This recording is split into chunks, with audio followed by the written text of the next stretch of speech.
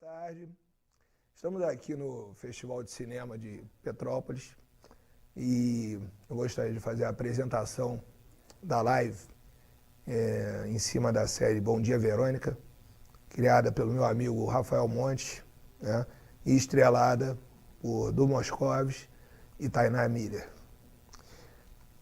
Só para fazer uma espécie de briefing para vocês, dizer que é uma série surpreendente, em que, para mim, o Du está no maior papel da vida dele, né? Tainá está espetacular no papel de uma investigadora da divisão de homicídios. E, pô, eu estou falando aqui com conhecimento de causa, né, por conta da carreira. Né? Não é fácil você encarnar uma policial, não é nada fácil, ainda mais no nível que ela chegou. E dizer que o Rafael brilha de novo, né, como escritor, como cineasta. A gente está se reencontrando aqui nesse festival.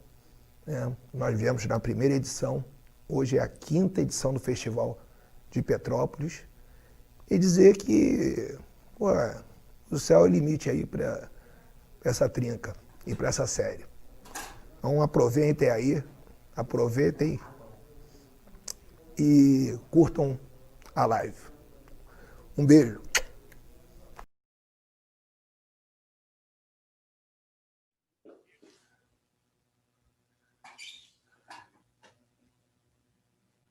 Olá, pessoal. Estamos aqui ao vivo no Festival de Cinema de Petrópolis para falar de Bom Dia, Verônica, uma série da Netflix baseada num livro que eu escrevi em parceria com a Ilana Casoy e que foi adaptado para a série e saiu nesse ano, dia 1º de outubro, na Netflix, com Tainá Miller, Eduardo Moscovis, Camila Morgado e um elenco restante também incrível, dirigido pelo Zé Henrique Fonseca. E nós vamos falar um pouco dessa série de suspense, policial, crime e também da repercussão, né? Porque a gente está todo mundo muito feliz com um abraço que as pessoas tiveram para essa história. E aqui comigo para bater papo está a incrível Tainá Miller, que faz a Verônica, grande atriz, e o assustador Brandão. O do Moscovis não é assustador, não, mas o Brandão, que é o personagem dele na série, é bastante assustador. Eu queria começar fazendo uma pergunta diferente da série, que é: qual é a relação de vocês com histórias de crime? Vocês já tinham costume de ver histórias de crime, ler histórias de crime? Como é que é essa relação para vocês? Quer falar, Du? Não, fala você, amor, né? Por favor. Não, na verdade, eu me apaixonei pela literatura, assim. Eu comecei a ler. Minha mãe sempre foi muito louca por Agatha Christie. Sempre. Ela leu tudo da Agatha Christie. Ela sempre lia antes de dormir. E ela me passou esse costume. Com uns 10, 11 anos, mais ou menos, eu comecei a ler Agatha Christie. E eu achei, assim, muito incrível. Me apaixonei pela Miss Maple, por todos aqueles personagens, aquele universo que ela criava e tal.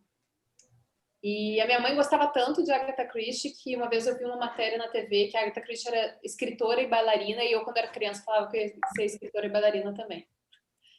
E aí, depois, eu tive o meu período terror, que quando eu tinha uns 13 anos, eu vi tudo de terror, trash, da locadora, mas não era tanto suspense. E aí tem um filme que me marcou muito, que foi Seven, que eu acho que mudou, sim, alguns paradigmas. E hoje eu entendo que mudou mesmo para várias pessoas, né? E eu sempre gostei muito, assim. Mas engraçado que realmente a gente não tem muito, né? O suspense no Brasil, ele não é muito comum, né?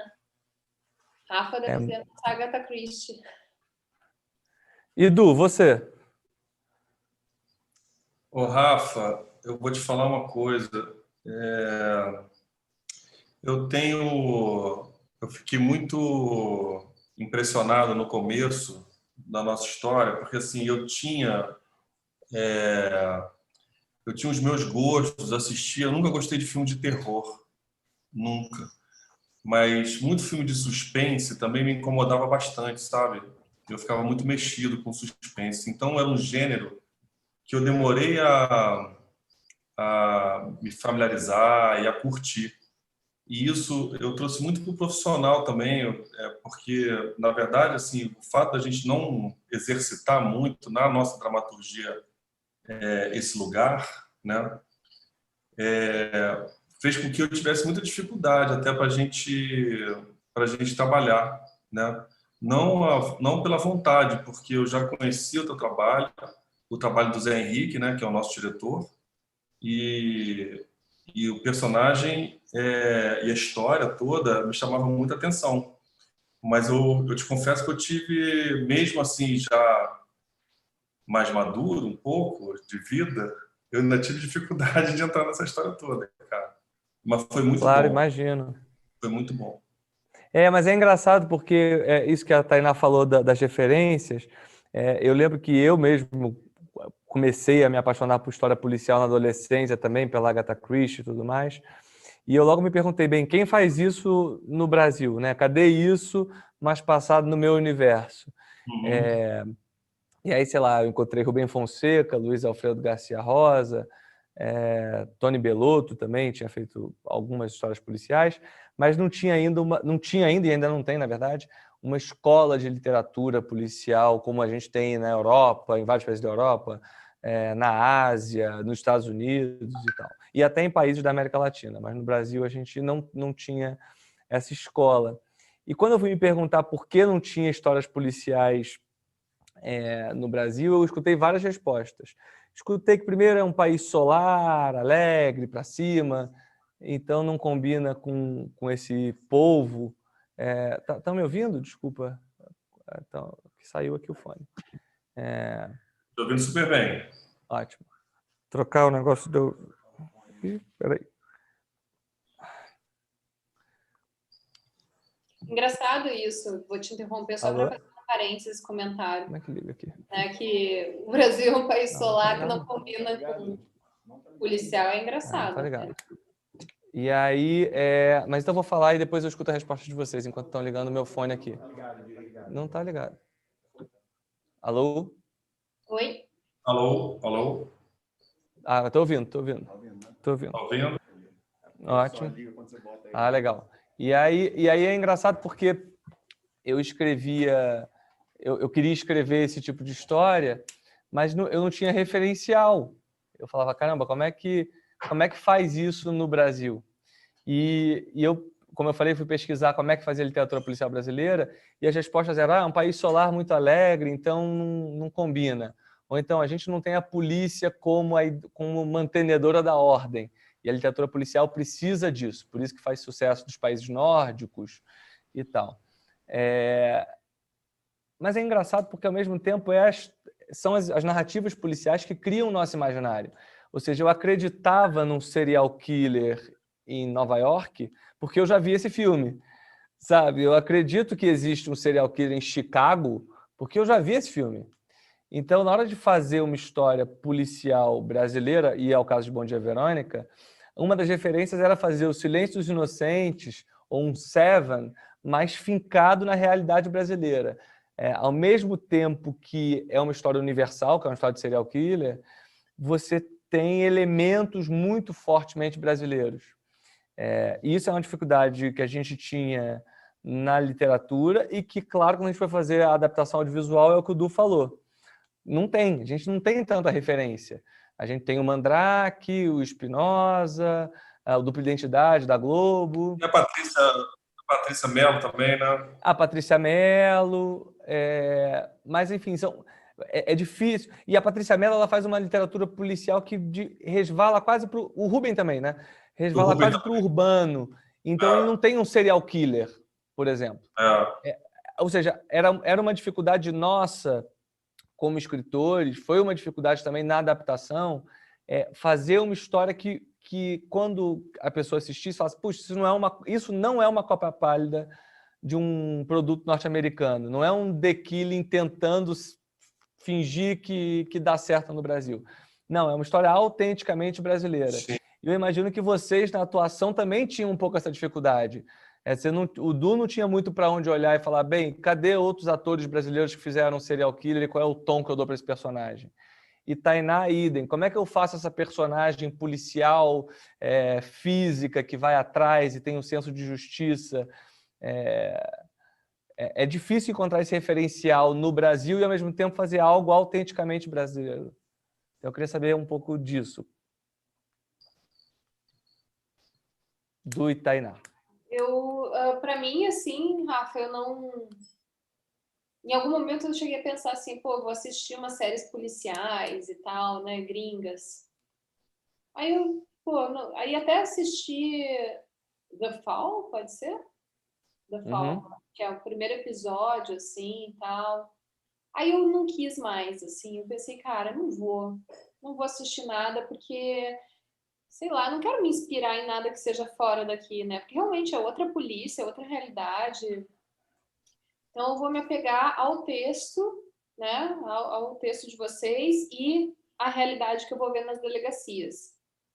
Então, para mim, por exemplo, a ideia do piercing da Verônica foi porque eu vi isso muito. Eu via as meninas na delegacia, né? As escrivãs e tal. Todas elas, eu achei elas bem, nas delegacias aqui do Brasil, elas bem paramentadas, digamos. Elas até se maquiavam mais do que a Verônica acabou. Depois eu até me maquiei mais, assim, mas bem maquiadas, bem com, sei lá, tinha uma estética própria, sabe?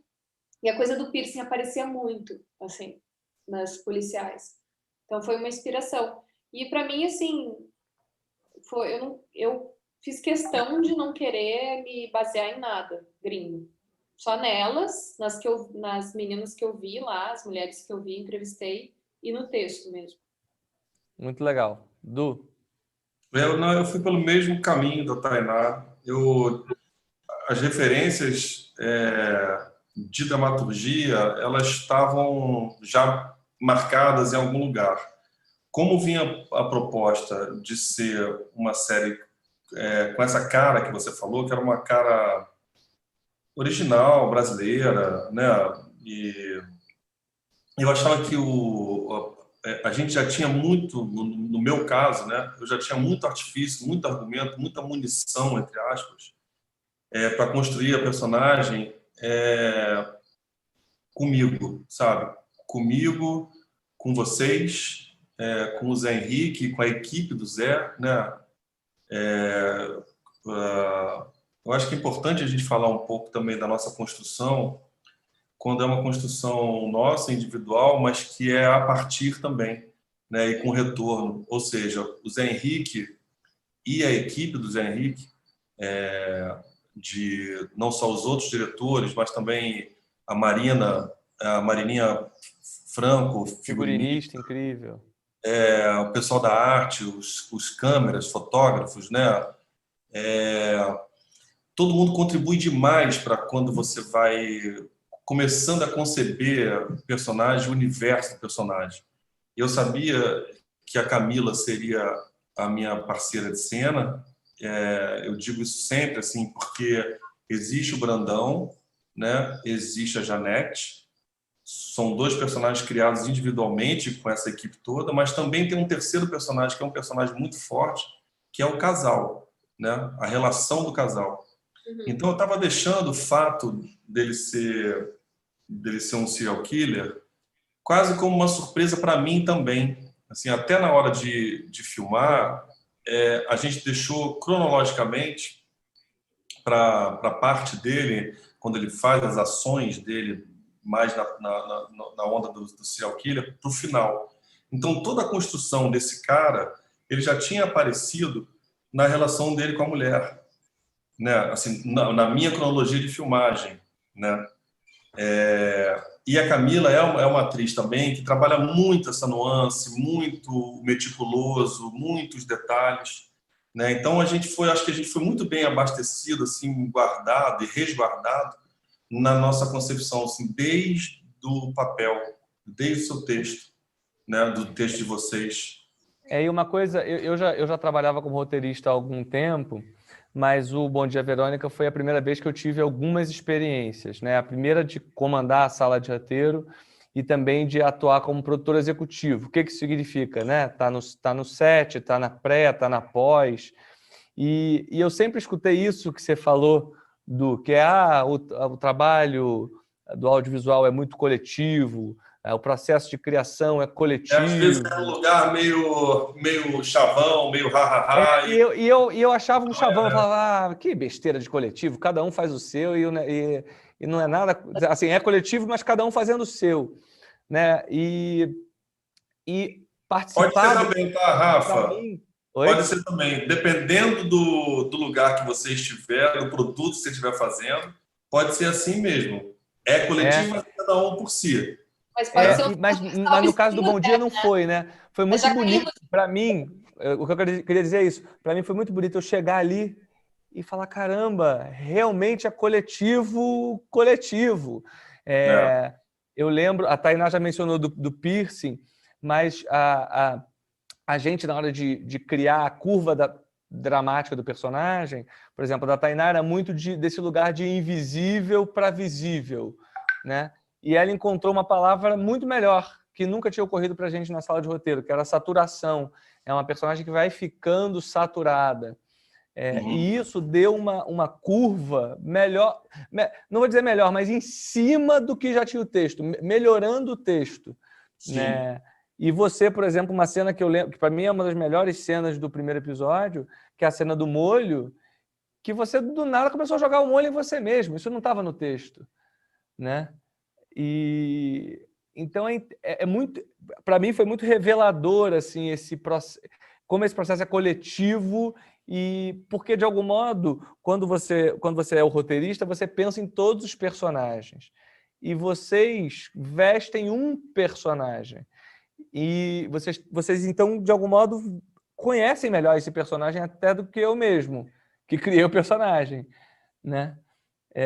Queria que vocês falassem um pouco dessa relação de contribuir para a criação e que é muito importante, que deixa a história muito mais potente e complexa e, ao mesmo tempo, o ofício de respeitar, né, o texto e de respeitar a direção. Então, como é que vocês se situam nesse lugar e até contando exemplos do Bom Dia, Verônica? Eu lembrei desses dois, mas eu queria que vocês contassem outros de contribuições ao personagem. Eu, particularmente, eu acredito que o nosso trabalho, tanto no audiovisual como no teatro também, né, é muito coletivo. Eu acho que quando a gente se fecha numa ideia de criação individual, isso prejudica o trabalho todo. Isso, todo mundo, desde o ator, figurinista, caracterizador, roteirista, sabe, se a pessoa entra numa gira de que eu sou o grande criador e me respeitem, às vezes o ator bota essa pecha também, né? Dizem que o Marlon Brando fazia isso muito, né? Tipo, eu vou fazer do jeito que eu quero e se não quiserem, eu não venho gravar. Marlon Brando, maravilhoso, genial, mas assim, porra, que saco, né? Trabalhar com uma pessoa assim. Então eu particularmente acredito muito na criação coletiva, gosto de contribuir também com a minha visão. Quando eu sinto, às vezes, que o diretor é muito fechado, que a equipe, de uma certa forma, até figurino é muito fechado e não quer ouvir o que eu tenho a dizer sobre a personagem também, eu já começo a achar meio chato, assim. Então, eu gosto desse processo. E, ao mesmo tempo, eu tenho... Também, o trabalho do ator que está ali se expondo também tem que ser um trabalho de muita confiança. Porque se o negócio for ruim, quem vai... A nossa cara que está ali também, entendeu? Então, quando eu falo o texto e o Zé Henrique, por exemplo, está dirigindo e ele fala, não, fala de outro jeito, eu também, ali naquele momento, eu estou muito vulnerável no set. Então, eu também tenho que confiar no diretor. E foi muito legal, porque esses dias eu até troquei uma mensagem com o Zé e ele falou umas coisas legais e tal, poxa, dessa segunda temporada. E eu falei, cara, Zé, que bom, porque que bom saber que a gente vai repetir né, trabalhar de novo com ele e tal, trabalhar com você, Rafa, porque já existe um ambiente de confiança. Então, se o Zé falar para mim, faz tal coisa, eu posso até achar esquisito, mas sei lá, é o Zé, eu vou confiar, entendeu? E para mim, ter uma rede de proteção para que... Quando eu sinto uma rede de proteção, de que todo mundo está envolvido, todo mundo está afim, o salto é maior. Né? Porque você sabe, você se joga, assim, né? Eu como atriz, eu me jogo, eu sei que ali eu vou estar sendo amparada por pessoas que eu confio no gosto, que estão atentas à história, que estão tentando fazer ali o seu melhor. Enfim, então eu amo o processo coletivo. Eu acho que a sacada também que a gente acabou percebendo no processo todo, e isso começou até primeiro no roteiro com a Netflix, né, com os executivos. Depois, quando o Zé entrou, com a direção, que também é muito importante, depois chega em vocês, que também, como você falou, é a imagem ali, né? Eu acho que a palavra-chave é diálogo. Porque eu lembro da gente, Tainá, naquele seu texto do Skyline, que é do primeiro episódio. É um texto muito importante, é um monólogo seu ali, que você está falando consigo mesma, ainda que esteja o Nelson ali do lado, sobre suicídio e tal. E eu lembro que esse texto foi um texto que a gente dialogou muito sobre ele, né? Como chegar na melhor versão desse texto. Você Sim. tinha muitas contribuições que você queria colocar, e aí tinha coisa que eu não queria perder, coisa que a Ilana não queria perder, e a gente foi dialogando, né? E você se mostrou um autor super, na minha visão, contemporâneo nesse sentido também, né? De você se abriu, aquilo foi incrível, assim. Porque eu acho que para o ator dar um depoimento como intérprete, né? A gente é intérprete, mas para a gente dar um depoimento mais pessoal e mais verdadeiro, é legal ter essa possibilidade, né? Esse jogo, assim. Total. Du, como é que foi vestir esse Brandão?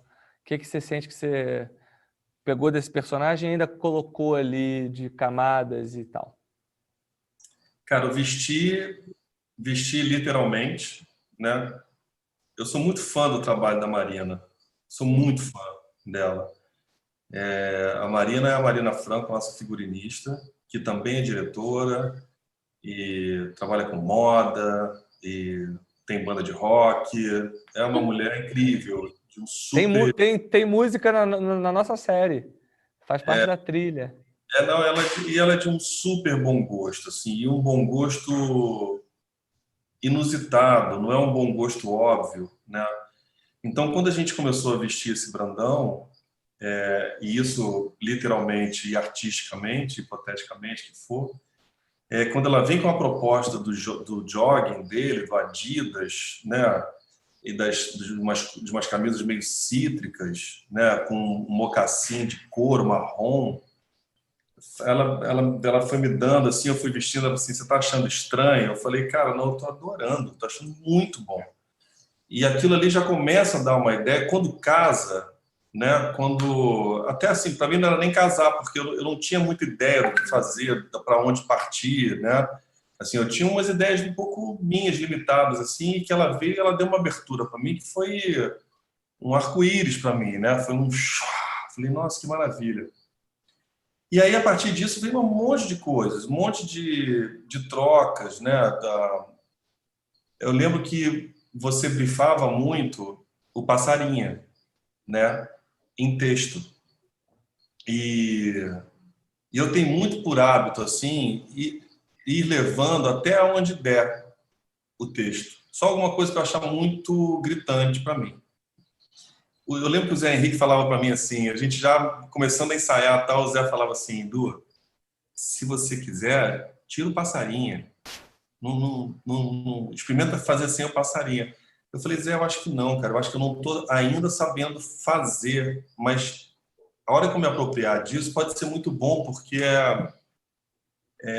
humaniza demais, né? Eu acho que isso traz o personagem, me ajudou demais a fazer um personagem muito incrível, e com essas nuances, né? A gente estava conversando, Tainá, a gente falando das nuances dos personagens, sabe? Assim, a riqueza dos personagens que você ofereceu para a gente é exatamente o não chapado que eles são, né? O não uma dimensão só, eles são várias dimensões, são tridimensionais, são várias camadas, né? Então, poder chamá-la de passarinha com propriedade, depois eu acabei sabendo que muita gente chama e é chamada de passarinho. E é um sucesso, Passarinha. Mas, Do jeito assim, que você fala aquele passarinho é doce, é horroroso. Pois é, e eram as minhas chances, assim, de estranhamente ou não, eram as minhas chances de mostrar que aquele cara curtia aquela mulher. Ou ele tinha uma estima qualquer em relação a ela, se você não soubesse exatamente o que fosse, público, né, que o público não identificasse exatamente, não necessariamente assim, cara, ele ama ela, mas que tem uma estima, isso me interessava, para tirar o cara de um lugar que era um cara só, entre aspas, só repressor, só machista, só autoritário, só de cima para baixo.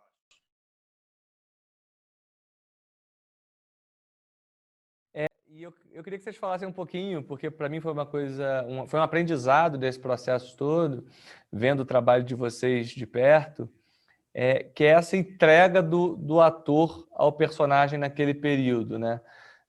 Com a Tainá, que eu conversava até com mais frequência, eu vi... Cara, eu achei muito sensacional, assim, essa história, essa protagonista, assim, e a história de Brandetti. Olha, até criei o casal. Brandetti, Ficou o casal. Brandetti, achei, assim, confesso que, assim, fiquei apaixonada pela Verônica. Era exatamente sobre a credibilidade do casal, né? Da relação do casal. Que eu não queria, não gostaria que a psicopatia dele, né? Que acho que é uma chave, e essa psicopatia pode ser crescente na pessoa, né? A ponto de chegar onde ele chega, ou lugares, né? Mais vis e tal. Que essa psicopatia não atenuasse a gravidade da relação dele no casal, né?